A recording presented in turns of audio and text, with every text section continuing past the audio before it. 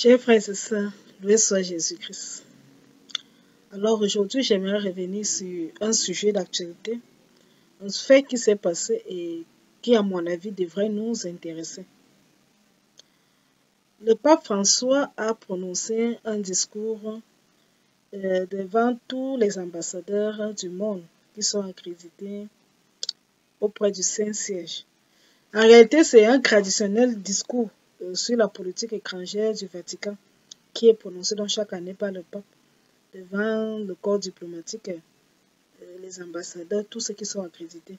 Il y a beaucoup de pays qui sont accrédités, qui ont des représentants au Saint-Siège. Donc ce discours qui a duré 45 minutes a été prononcé dans le 8 janvier 2024 par le pape François. C'était aussi une manière pour lui aussi d'adresser ses vœux au corps diplomatique au Vatican. Voilà, c'était un discours un peu, d'abord la durée, c'est un discours qui a traité de plusieurs thèmes. Or, il est revenu sur la guerre Israël-Palestine.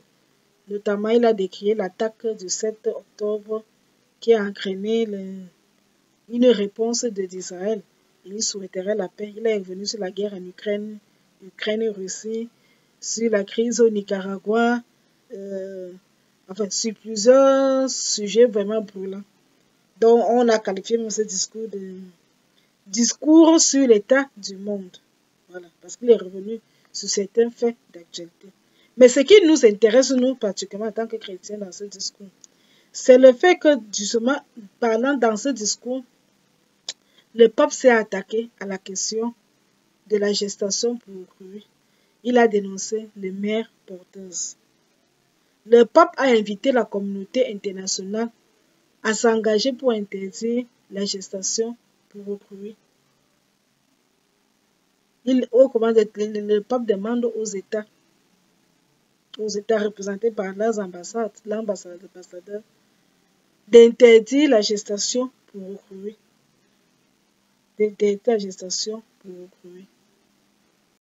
Ce qui qualifie de déplorable. Alors, il a donné les raisons pour lesquelles lui, il est contre la gestation pour autrui. Surtout quand c'est fait de fin commerciale. Mais peu importe, il dit que la gestation pour autrui est déplorable, il donne les raisons. Voilà ce que le pape dit. Je vais lire un extrait de ce discours que le pape a prononcé lors de son discours annuel sur la politique étrangère. Voilà ce que le pape dit à propos de la gestation pour autrui. À cet égard, je juge déplorable la pratique de la gestation pour autrui, qui représente une grande violation de la dignité de la femme et de l'enfant, fondée sur l'exploitation de situations de besoins matériels de la mère. Un enfant est toujours un don et n'est jamais la base d'un contrat commercial.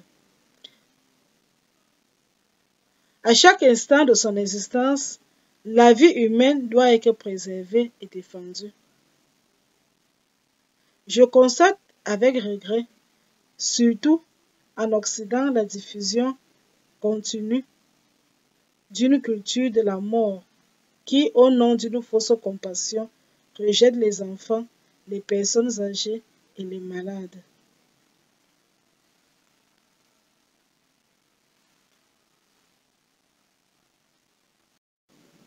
Donc voilà, le pape a donné sa position. Pour lui, vraiment, on devrait interdire. Et comme pour renchérir, parce que quand le pape a fini le discours, il y a le porte-parole de la conférence des évêques catholiques aux États-Unis, des États-Unis. Voilà. Dans leur porte-parole, qui s'appelle Tieko Noguchi, il est revenu. Il a dit que, comme le pape l'a déclaré là, vraiment la maternité par substitution, ce qu'on appelle aujourd'hui mère porteuse. Donc avec l'édition de mère porteuse, un enfant en est transformé en objet de graphique.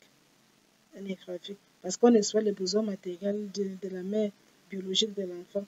Et le fait que l'enfant devient l'objet d'un contrat. Voilà. L'objet d'un contrat. Moi, parce que c'est un sujet qui est devenu un peu flagrant dans beaucoup. C'est un fait qu'on recouvre. Même le cinéma, surtout les séries nouvelles, les séries latino-américaines envoient encore beaucoup plus sa promotion. Vous allez voir dans beaucoup de séries une femme riche qui n'arrive pas à accoucher, qui va faire recours à une femme pauvre dès que de porter son enfant. C'est ce genre de phénomène qui, quand on parle de la gestation pour autrui, parce que même dans le cas des couples homosexuels, étant donné qu'ils ne peuvent pas avoir d'enfant, le seul cas qu'ils peuvent avoir un enfant, c'est soit ils adoptent un enfant, soit alors ils font recours à l'insémination artificielle. Parce que qui dit mère porteuse parle de fécondation in vitro, parle de l'insémination artificielle. C'est le seul moyen pour eux d'avoir des enfants. Donc il y a des cas des femmes mariées dans un couple ordinaire ou hétérosexuel qui n'arrivent pas à faire d'enfants et qui recourent aux mères porteuses. Il y a aussi le cas des couples homosexuels qui, dans leur nature, ne peuvent pas avoir d'enfants, qui vont donc avoir recours. Par exemple, quand c'est un homme, automatiquement, ils vont passer par l'insémination artificielle, la fécondation in vitro, pour pouvoir avoir un enfant. Parce que jamais dans ce couple, il ne peut pas permettre que l'homme peut-être aille coucher avec la femme pour concevoir. Parce que l'autre est jaloux. Si c'est un couple gay, par exemple, l'autre est jaloux. Ou alors que si c'est un couple de femmes, que l'autre femme couche avec un homme. Parce que l'autre sera jaloux. Donc ils vont passer automatiquement par la fécondation in vitro. Par la fécondation in vitro. Et la situation devient déplorable. C'est vrai que si dans beaucoup de pays, on interdit la commercialisation de la gestation pour autrui. Dans d'autres pays, c'est légalisé. Mais quel que soit, que ce soit gratuit, que ce soit commercialisé, la question c'est la manière dont l'enfant est conçu. Moi, j'invite en tant que catholique parce que vraiment, je ne sais pas, je ne vais pas m'aborder sur toutes les autres églises, que chacun juge souvent la moralité. Mais en tant que catholique, chaque catholique devrait avoir ce que nous appelons souvent le catéchisme de l'église catholique. Tous les catholiques devraient avoir. Déjà, nous avons les 10 commandements dans la Bible. Mais dans la Bible, les 10 commandements ne donnent pas tous les détails de ce qui est interdit dans les 10 commandements. Par contre, quand nous avons, par exemple, parce qu'il y a beaucoup de lois dans le Pentateuque, parfois les 10 commandements, ce qui est interdit, se retrouve dans plusieurs textes. Par exemple, vous allez lire, si dans Exode ou bien dans Deutéronome, le Seigneur parle des 10 commandements, on voit Exode 22 ou bien Deutéronome 5, on donne les 10 commandements. Mais pour comprendre, par exemple, ce qui est interdit, le Seigneur va le faire progressivement. On se retrouve dans Lévitique à avoir, par exemple, les détails sur le 6e commandement, parmi les choses interdites sur le 6e commandement. Justement, le catéchisme de l'Église catholique doit rassembler tout ce qui est interdit dans les 10 commandements. C'est un texte, c'est un document volumineux qu'on peut retrouver sur le site du Vatican, on peut le télécharger. Et tout bon catholique devrait avoir ce document chez lui.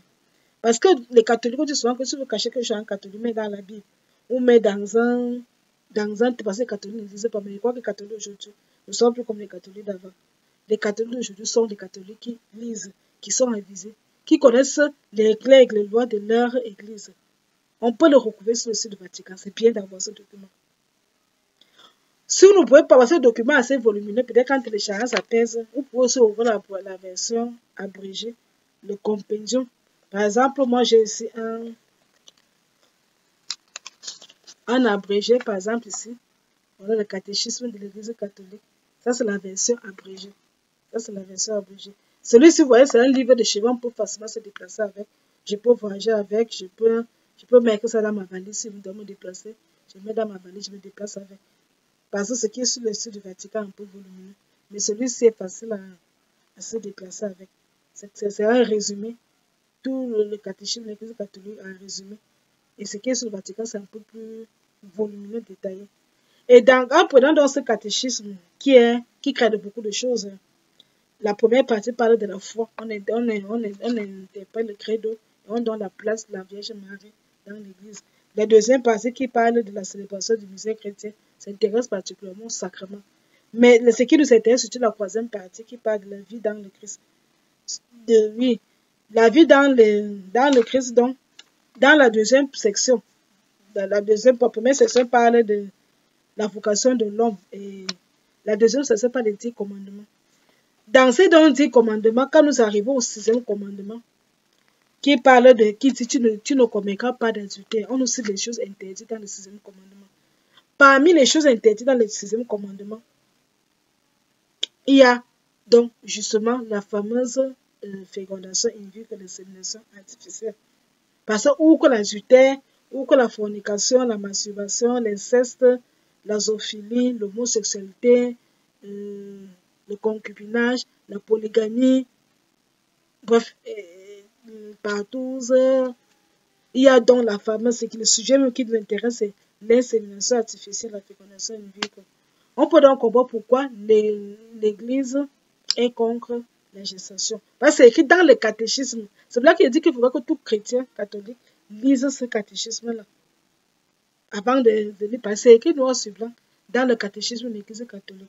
Et pourquoi dans le catéchisme, on est contre l'Église catholique, dit être contre l'insémination artificielle. L'Église catholique donne les raisons.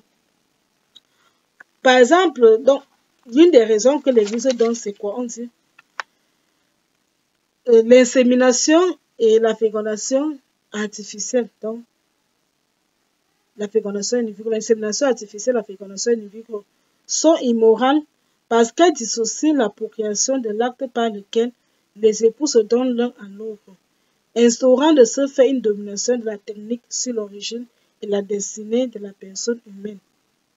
En outre, l'insémination et la fécondation hétérologue par le recours à des techniques qui font intervenir une personne étrangère au couple laisse le droit de l'enfant à naître d'un père et d'une mère connue de lui et lié ancré par le mariage et ayant le droit exclusif de ne devenir parent que l'un par l'autre. Voilà donc ce qui est écrit dans le catéchisme qui interdit la gestation pour le premier. Et moi, je rejoins donc justement le pape parce que quand tu as lu les 10 commandements et quand tu as lu tout ce qui est interdit dans chacun de ces commandements, tu comprends donc pourquoi le pape François est contre la gestation pour le premier. Parce que finalement, Dieu a créé le monde, Dieu nous a créés. Et quand en créant Adam et Ève, il a demandé de se multiplier. Dieu a donné un moyen, ce n'était pas les rapports sexuels de faire l'enfant. C'est le modèle que Dieu a donné de faire les enfants. Et dans l'histoire du monde, il y a toujours eu des cas où on a eu des cas de stérilité. Ce n'est pas un cul qui date d'aujourd'hui. Ça date depuis. On se souvient que le cas le plus célèbre, Abraham, qui était un fidèle serviteur de Dieu.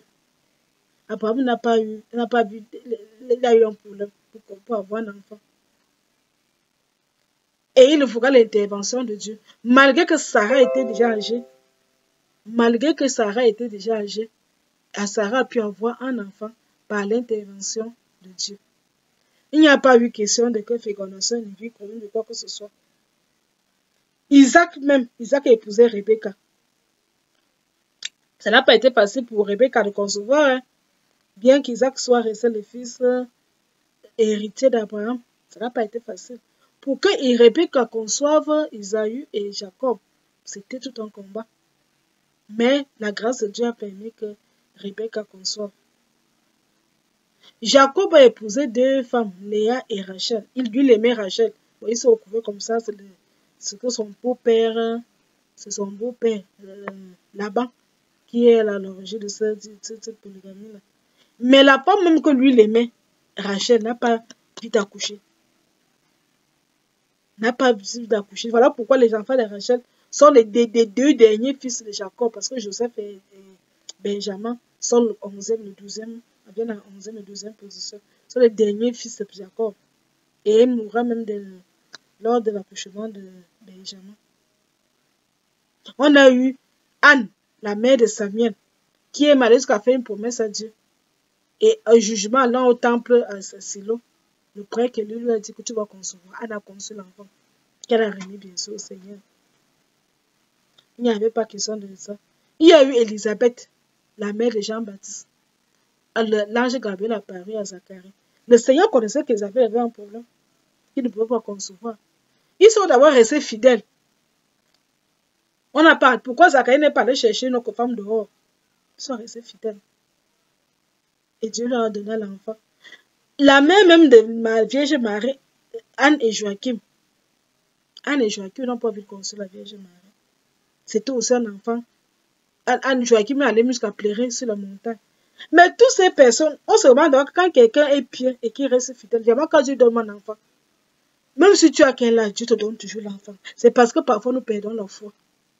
On perd l'espoir. Il y a des personnes qui ont conçu étant gardien, qui ont couché leurs enfants. Ils n'ont même pas eu question que, oh, on a, comme maintenant là, c'est la césarienne. Non, non, non. Toutes ces femmes étaient déjà âgées. Élisabeth a couché à quel âge? Il n'y a pas eu de césarienne.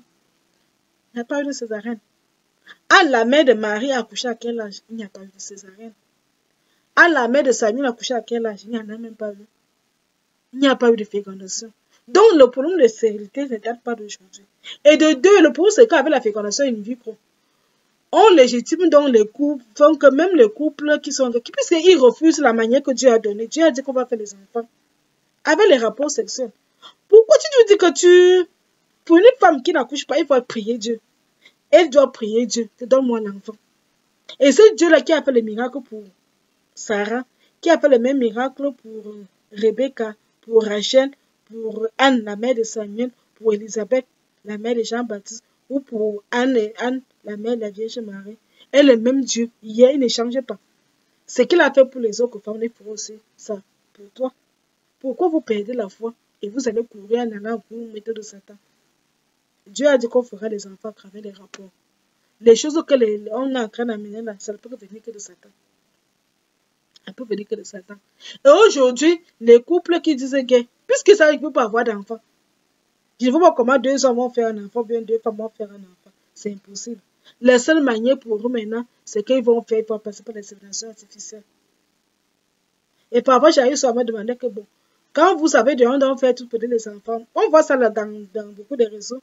Vous allez mettre ça sur Internet, il se barre bien des photos. Oh, on voit deux hommes avec des enfants, vous allez faire comment pour avoir un enfant? Ils disent qu'ils ont passé par l'insémination. Je me demande que l'enfant là va grandir, il va appeler comment? Papa Jean et maman Annie. Et papa et maman Pierre. Ou papa Paul et papa et maman Alain.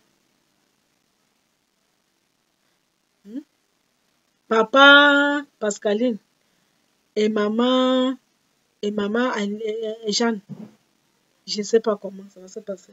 Et de deux de ces enfants même, ceux qui disent avoir vu ce genre d'enfants, ils sont un peu comme, vous voyez, quand vous avez les poules, le poulet du village, vous voyez comment la chair du poulet du village est.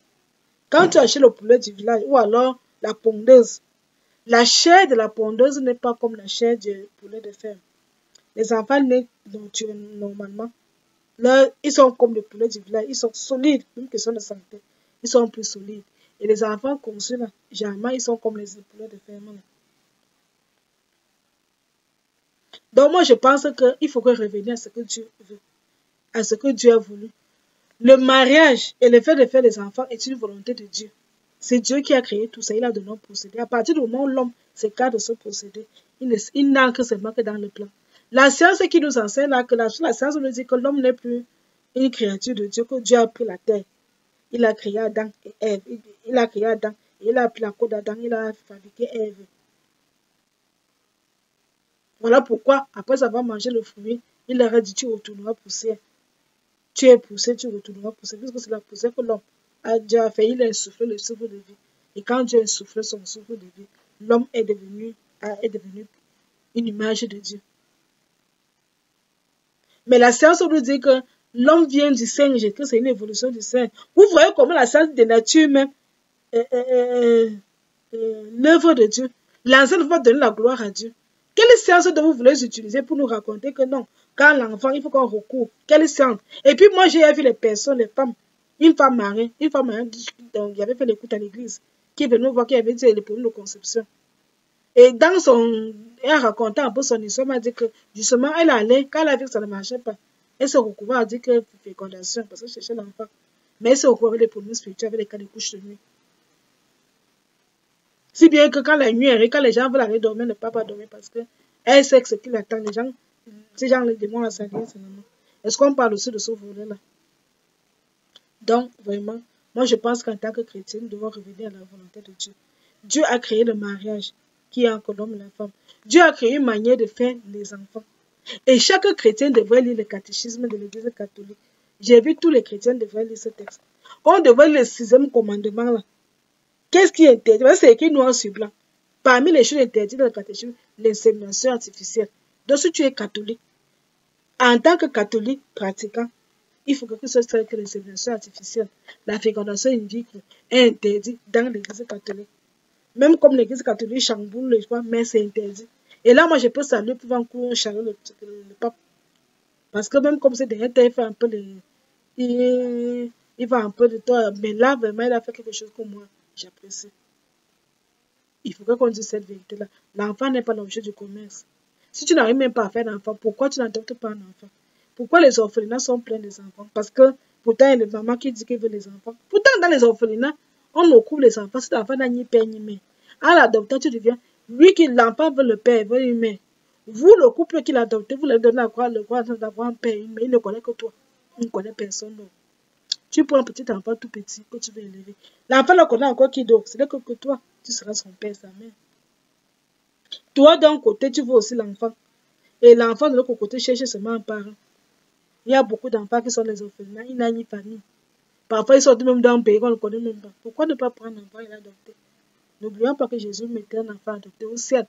Joseph est toujours le père de Jésus. Donc, l'adoption, en adoptant un enfant, on rend un grand service. On se rend un service parce qu'on finit par avoir ce qu'on veut. Un enfant, on l'aura. Et qui ne connaîtra aucun parent que toi. Tu ne discuteras ça avec personne. Mais de deux rendre ce service à Dieu parce que la charité envers un pauvre, qui donne à un pauvre prête à Dieu. Que donne de recourir à la fécondation in vitro. Que les couples qui n'arrivent pas à concevoir, après, on doit tout donner des enfants. Adopter les enfants que de faire la fécondation in vitro. Que de faire la fécondation in vitro. Parce que ce n'est pas le procédé que Dieu a donné. Ça, c'est les choses de science. Les enfants créés par la sœur et qui ne sont encore que comme les poulets de fer. Donc, il faut rendre à Dieu, respectant la nature telle que Dieu l'a voulu. L'enfant se fait à travers les rapports sexuels. C'est ce que le plan de Dieu. Le plan de Dieu n'était jamais qu'on va faire l'enfant dans la science. Parce que c'est cette même science qui nie l'existence de Dieu. C'est cette même science qui encourage les gens à dire que Dieu n'est pas le créateur du ciel de la terre. Comme ça, ils expliquent les exemples de la nature en mettant Dieu. Donc, comme si le mec le livre de la Genèse, chapitre 1, hors de cela, nous savons que Dieu est le créateur du ciel de la terre. Dieu a créé tout ce qui existe sur la terre. Et c'est lui qui a créé l'homme et la femme. C'est lui qui a institué le mariage. C'est lui qui a créé cette histoire, qui a donné la possibilité à l'homme de faire des enfants. Donc la science ne va pas jamais parler dessus sur Dieu. En tant que chrétien, respectons l'ordre établi par Dieu, et respectons la volonté de Dieu. Et respectons la volonté de Dieu. Donc je vous invite vraiment à aller lire le catéchisme. Là. Je crois que là, tout le monde sera éclairé. Bon, maintenant, après ça, vous êtes libre. Chacun est libre de faire comme moi il veut. Si vous voulez vous respecter la volonté de Dieu, si vous voulez faire comme vous voulez, c'est à vous de voir. Et moi, je voulais quand même revenir sur un sujet que j'ai estimé très important. En tout, donc, pour le Seigneur Jésus-Christ.